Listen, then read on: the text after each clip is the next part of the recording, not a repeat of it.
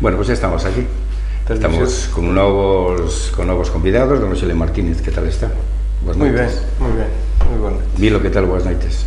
Estamos ben, eu como sempre ben. Como está Melón? Bueno, está como está. Está como Emilio Vidal, que é veterinario, ademais é concelleiro, e Melón, e don Rogelio Martínez, como saben, é delegado territorial da Xunta de Galicia en Ourense. E tamén nos acompaña César, que xa estive antes conosco, e volve a estar aquí. Que tal, César? Moi ben, este descanso que tiveches aí vendo para recuperar folgos e continuar.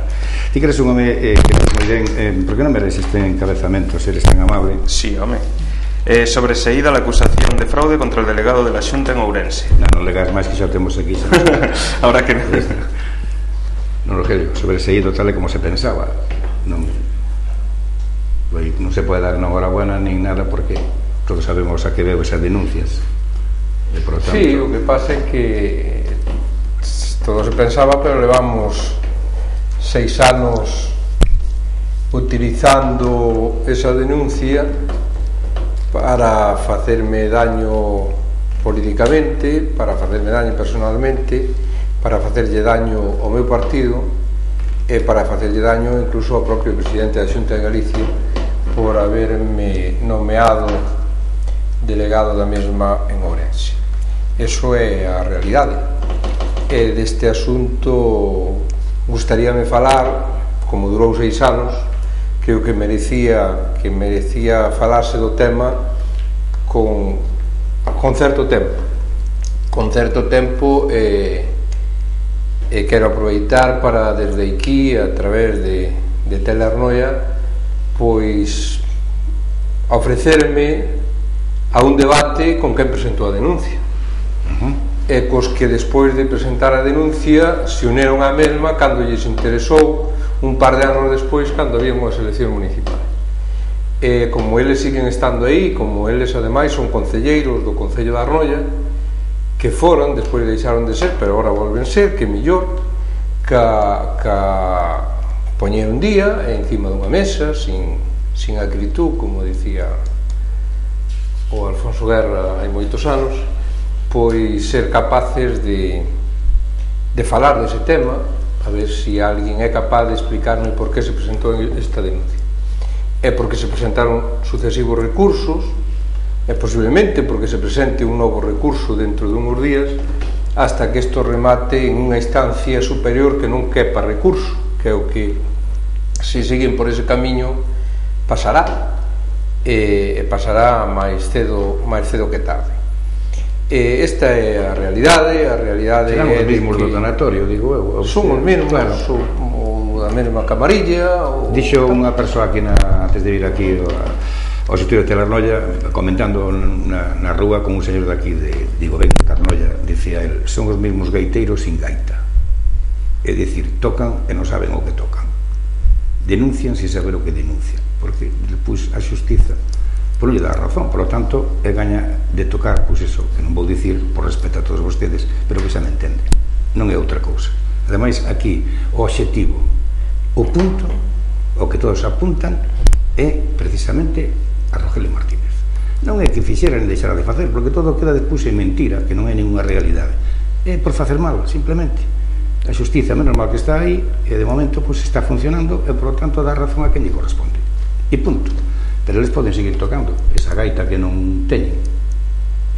Si, a verdade é que eu confiei na xusticia desde o principio, sigo confiando, pero por ser lenta a veces non é xusta. Non se pode estar tantos anos en candelero por un asunto destas características, e como ben dixeches, pasou con eso, pasou co tanatorio, onde hubo tamén unha denuncia por parte de algún parlamentario, de alguna parlamentaria galega, que se mandou a xulgado, que creo que está archivado porque non se chegou, digamos, a abrir a causa a efectos de poder imputar a ninguén, porque non tiña sentido. Hai cousas que non teñen sentido, pero o que si fixeron é moito daño, e fixeronlle moito daño ao pobo da Arnoia, e deixáronse de recibir axudas, e perderonse subvencións, e hubo que devolver cuartos, e hubo incluso que pagar algunha sanción por algunha irregularidade administrativa por parte de alguén, e incluso hubo alguna empresa que tuvo que proceder a devolución de unha parte por, xa digo, irregularidades administrativas das que se dan frecuentemente en calquer expediente por problemas de datas, de que se había que justificar antes do 20 se justificou 21, cousas así, que se non houbera denuncias pois non habería ningún problema, eso o único que sirve é para crear malestar, para en vez de axudar, perxudicar a que se fagan cousas no pobo, e no caso concreto, xa que falamos dele, para deixalo xa rematado, no caso concreto do tanatorio, en pechar unha plaza que estaba por arriba do tanatorio, que estaba sendo utilizada, podía ser utilizada por todos os veciños da Arnoia, e que hubo que vallala porque algún informe técnico pois dice que non debe haber non debe estar esa plaza aí. Supóñeme que dentro de algún tempo a plaza volverá a ser o que ten que ser, que é unha plaza pública, pero era unha plaza debidamente resguardada e cuidada, con unha barandilla todo ao seu arredor para que non houbera ningún problema. Uxe cerrouse ao público, hubo que sacar as barandillas porque así se acordou por patrimonio, e resulta que antes utilizaban a poucos e agora cada vez que paso por ali ves os rapaces que andan a correr por riba desa plaza. É dicir, o día que pasa unha desgracia e esos rapaces caigan da placa, da planchada, e caigan ao cementerio, ás tumbas, ou caigan ao outro lado, ese día poderá ocurrir unha desgracia e veremos de quen é a culpa, porque ao mellor tamén é de Rogelio, do que había feito a plaza e había posto as barandillas, non?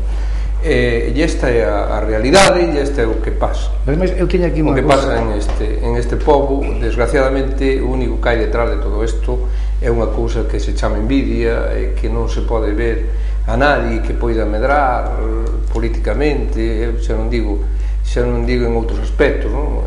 Gustaríame saber que fixeron cada un deses denunciantes por o pobo, ou por si mesmos, durante toda a súa vida. O denunciado... A mellor facese cargo da cooperativa San Salvador, non sei. Por exemplo, cerrala, ter que pechala porque non funcionaba, todas esas cousas, e moitas outras cousas. Entonces denúnciase porque hai actividade, porque se fai actividade, porque se crean empresas, porque se facilita que se creen empresas, e eles resulta que non crearon nada. Bueno, pois a cousa está aí, ademais que é un detalle que é moi significativo. Se unha persona fai polo pobo, tampouco pasa nada, ten que respetarse, porque o que non hai dúbida ninguna, e digo personalmente, é de que esas inversións que se fixeron aí, ou que se cambiaron, están na Arnoia, nadie as levou para a súa casa. Por lo tanto, se non hai fraude, se non hai apropiación indebida, pois non pode haber ninguna culpabilidade. É dicir, fíxose por ben do pobo, témolo aí, está á vista, nadie o pode negar. Eu díxeno moitas veces aquí, dixémolo, comentámolo, co do tanatorio que é de auténtica pena e vergonza. Sigo dicindo máis, se eu fora a persona que presentara a denuncia, collía a maleta e marchaba da Arnoia, porque que non ten nin base nin fundamento porque se fixo. Non perxudicou a unha persoa, perxudicou a todo un pobo, e está aí a realidade. Que non veña logo falando con un e diga é que eu tes que saber o que hai á vista, non fai falta sabelo, está aí. Por lo tanto, concluyo este tema, pero de verdade, en Ribadavia venden maletas. Continuamos, señor delegado, que vostede ten aí tamén para contar e dicir, No, eu traía simplemente o auto de sobreseimento, porque creo que é conveniente decir algunhas cousas. Decir que este asunto foi denunciado, para non me engañar, o 6 de outubro de 2006 por unhos feitos do ano 99. Pois este foi acordado o seu archivo fai 3 anos aproximadamente, e foi recurrido ese auto que acordaba o seu archivo, foi recurrido ante a audiencia, e a audiencia naquel momento pois acordou de que se proseguira a instrucción porque consideraba que era precipitado ese archivo. Naquel archivo que se había feito despois de simplemente unhas declaracións, porque eran unhas diligencias previas, o xuíz que había en aquel momento en Ribadavia archivaba o caso porque consideraba que no suposto de que houbera algún delito estaba prescrito e, por tanto, procedía ao archivo.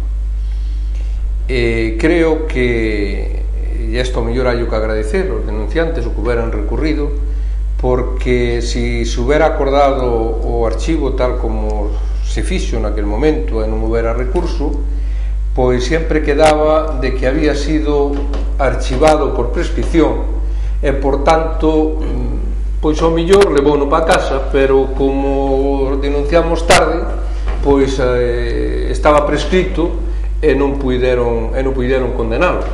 Pois eso iba a estar sempre aí, e en calquer momento iban a utilizar, como utilizou algún plumífero por aí, ou como utilizaron algúns dos acólitos dos denunciantes, de que archivado sí, pero porque había prescrito. Bueno, pois agora, gracias a ese recurso, non se archiva por prescripción, acórdase o sobreseimento e dice claramente que al quedar constatada la realización efectiva de obras para el aprovechamiento de la planta de biomasa, sin haber indicios de que el dinero pagado se haya destinado a otros fines ajenos a las obras efectivamente realizadas, ni tampoco que con el dinero pagado no se haya adquirido efectivamente maquinaria para el tratamiento y aprovechamiento de la planta de biomasa, podemos concluir que no hay datos de los que inferir la existencia de delito de malversación de caudales públicos investigado. Por tanto, é bastante máis claro, queda claro de que se sobresee o expediente, porque despois dunha amplia investigación e, por tanto, dunha amplia instrucción do expediente con declaracións, con peritaxes, hai 3 peritaxes de 3 peritos distintos no expediente, declaracións dos que fixeron as obras, comprobacións das facturas, comprobacións dos pagos, comprobacións das transferencias bancarias feitas por os que tiñan que facelas, que eran os promotores das obras. Pois despois de todo eso, lo cierto es que de las diligencias de investigación no se han obtenido indicios de que el dinero público concedido para construir la planta no se haya invertido en obras realizadas en esta circunstancia, que podría ser considerado como un delito de malversación de caudales públicos. Por tanto, nin fraude de subvencións, nin malversación de caudales públicos despois dunha amplia investigación. E dice en 3 sitios, en outros dice que non hai indicios sólidos que permitan apreciar, máis allá de meras sospechas, la existencia de hechos delictivos derivados de la construcción de la nave, o cual eu penso que queda suficientemente claro. É un auto moi pensado, meditado, explicado, por tanto motivado para que, a pesar de os posibles recursos que poida haber por parte de calquera instancia superior, se proceda ao sobreseimento de esta causa, que, como digo, son simples diligencias previas. En ningún momento hubo xuicio, non hubo ningún imputado formal, porque xa se falaba de que o delegado estaba imputado de fraude, de tal. Non hubo ningún imputado formal. O delegado tuvo unha imputación, pero é unha imputación técnica, como tuveron todos os outros que estaban acusados por o Bloque Nacionalista Galego en aquel momento. Era unha, como digo, era unha imputación técnica para poder asistir a facer as declaracións acompañados do abogado, nada máis que eso. Por tanto, non hubo en ningún caso imputación formal judicial por parte do xuíz ou por parte do fiscal, que son os que realmente teñen que presentar esas pruebas e esa imputación. Por tanto, penso que este asunto está suficientemente claro, e dende logo estou moi contento e satisfeito de que houbera rematado, porque, como dixen antes, xa non era sin tempo. Pois, señor delegado, antes, cando se ganaba un xuizo, como se dice en galego, pagábase o carneiro en Ribadavia, e cando viñan en Ribadavia os das aldeas, dice, bueno, ganei o xuicio, pago o carneiro. Neste caso non o pague vostede, que se o paguen entre eles e que o coman, que disfruten, porque seguro que a vanidade persoal de algún deses denunciantes, o seu ego non lle permitirá perder, e por tanto estará disfrutando e pensará que Comendo Cordeiro gañou o xuicio tamén. Estarán preparando outra cousa por aí, seguro. Ademais, cos cordeiros cando se comen, pois sempre se prepara algo máis, postre, por exemplo.